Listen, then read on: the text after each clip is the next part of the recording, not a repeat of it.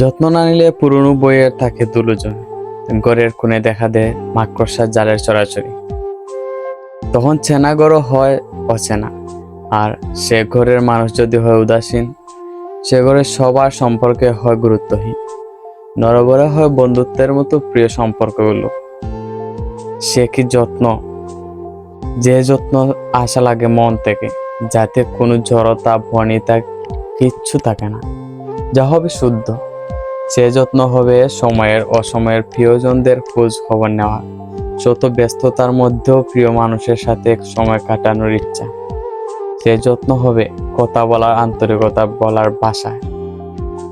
একটি ছোট চারা গাছকে যেমন ছোট থেকে পানি দিয়ে যত্ন করে বড় করা হয়, ঠিক তেমনি সম্পর্ক, আত্মীয়, বন্ধুত্ব, পরিবার, এইসব সব কিছু যত্নের উপর টিকে থাকে।